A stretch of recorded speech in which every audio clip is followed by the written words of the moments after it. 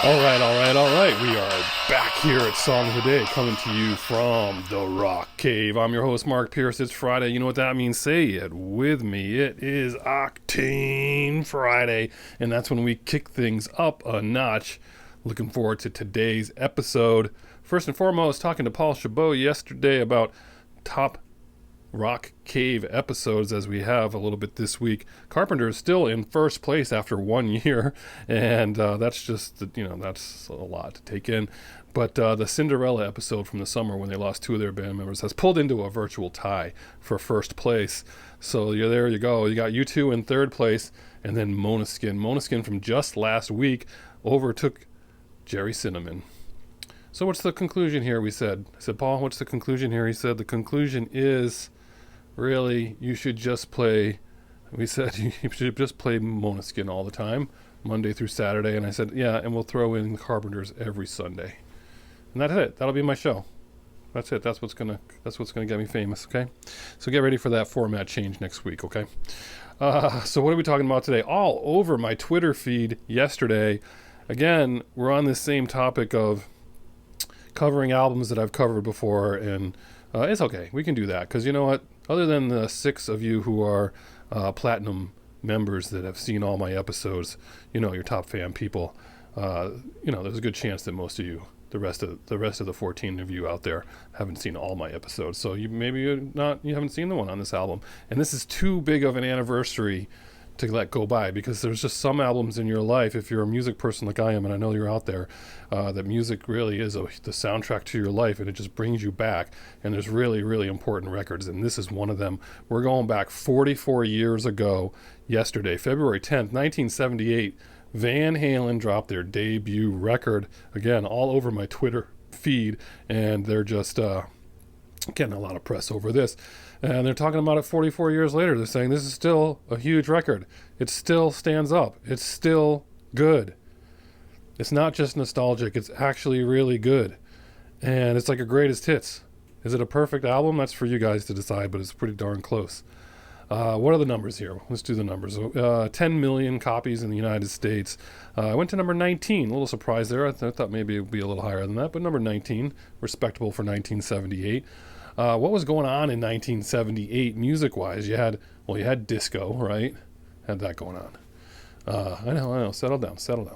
And then really the huge rock bands were kind of heading towards like a flatline or decline, right? Like Black Sabbath, by that time, all kinds of trouble, right? I mean, we're getting into like, people quitting, all that stuff. But they're one of the bands that were blues, a lot of blues influenced music too, right? If you dig deep on some of their stuff, you're like, wow, I didn't know this was so much blues here.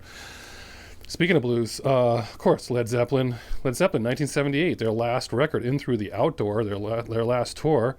So they were about ready to do their thing and kind of fade away a little bit there. Who else? Aerosmith just doing so much drugs. I mean, 78, we talked about it, doing a lot of drugs. So who were, who were the classic rock people?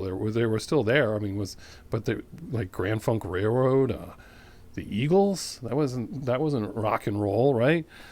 So anyway, kind of a weird situation in 78. And then this band comes along out of Pasadena, and the producer was looking for a guitar heavy band. And, the story goes, we've told the story. They're doing their thing in Sunset Strip, and they're playing at the Starwood, and Gene Simmons is the one who does their demo, three-track demo or something. And they just released the Gene Simmons Van Halen demos like last year on YouTube. You can listen to them all. And then nobody was interested. And so Gene's like, I gotta go tour with my band Kiss. I'll catch up with you guys later. I hope we'll get you signed. And then Ted Templeton sees these guys playing. She could have been at the Whiskey, I think, and signs him to a deal. A pretty bad deal, by the way. They paid him like 70 cents for a track or something. I read one of the articles that said they came back from their first tour and they were already in debt, like $1 million or something. So, who did they tour with first? They toured with Journey and Montrose. That's why that's interesting, as I said before. Montrose, of course, Sammy Hagar's band. How about that? Full circle. Full circle. Van Halen opened up for Montrose in 1978. Just saying. Interesting, right? But this record comes out, and it's like nothing anyone had heard before for musically. And it's got a little bit of everything. It's like you're out of Chili's, and you're just like, yeah, I want this. Oh, can I have that? Oh, my buddy wants this. Nachos, chicken, steak. Yeah, we got it all. There's hard rock in here, like punk hard. There's hard rock. There's metal. There's like quirky, funny songs. And then there's a little bit lighter rock stuff. Like there's just, it's a little bit for everyone. It's amazing, right? So when did I first hear this record? Well, my first memory of it is 8th grade. So we're talking 1981. Obviously it had been out for 3 years. But I might have heard it a little bit before then because of my brother. But as I said, when I went to school in Hanover, New Hampshire, the high school and the middle school were together. There's one attached building, I believe, and you could go, the middle school you would go in, and I think there was a hallway to the high school, but you would never go down there. I mean, that's social suicide. And I think there was a separate entrance for the high school. But the point is, you could look out the window in 8th grade, you could look out your math teacher's window and see the high schoolers outside smoking. And they'd be out there smoking, and sure enough, one of them had a Van Halen shirt on, and I was just like, man, that's badass right there. That's badass. I don't know where he got that Van Halen shirt, but that guy, pretty cool. Anyway, so who does that? Who does that for people? Anyway, let's get to this record. We're at 6.5 minutes. Okay. So the record starts off, you put down the needle, and it's just this horn. Is it a horn? It sounds like a horn, right? Something, a horn. And then that thump, thump, thump. You go, oh, this is going to be good. Buckle up. Buckle up. Running with the Devil. What? Oh my gosh. David Lee Roth, the guitars, the bass, everything. Just, that is the ultimate Van Halen song to grow up to and to hear and to learn and to love. That's what turned me on to this record, and to this day, just love that song.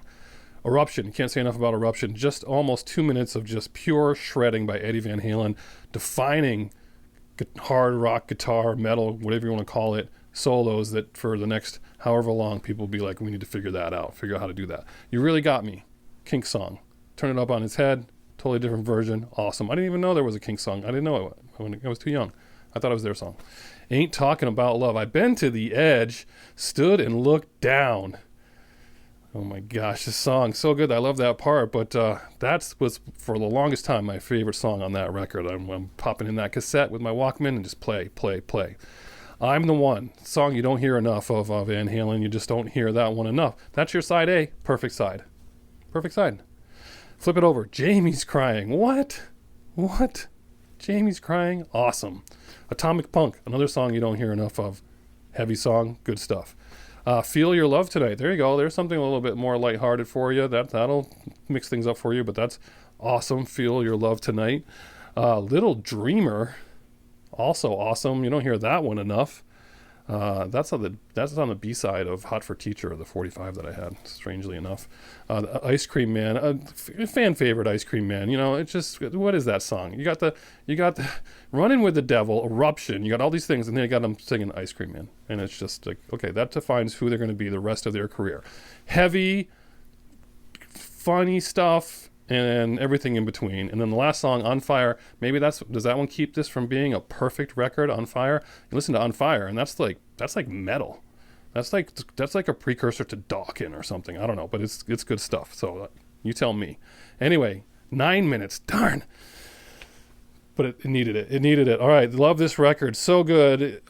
I could pick any of these songs for Song of the Day, but it's got to be Running with the Devil. That's what got me started. That was my gateway Van Halen song. Go swimming at Dartmouth College in high school, when you're in high school, and you go to the pool, and they had this on cassette on heavy rotation with Heart's Magic Man. I remember the mix to this day, and it stuck with me the rest of my life, and this is just one of those records you can play the whole thing and be happy, which is what you're going to do today. Play Van Halen 1. It holds up. It's a major influencer. There's nothing bad about it. David Lee Roth, the front man like no one has ever seen before. It's just, Michael Anthony on bass. Since when do you pay attention to a bass player? Sorry, bass players out there, but you just don't. But this, if you really listen and you watch and you see, and his singing, very important member of the band, doesn't get enough credit. Song of the day, Running with the Devil. Enjoy your Van Halen today on Octane Friday. All right, have a good one. And as usual, I'll catch you on the flip side.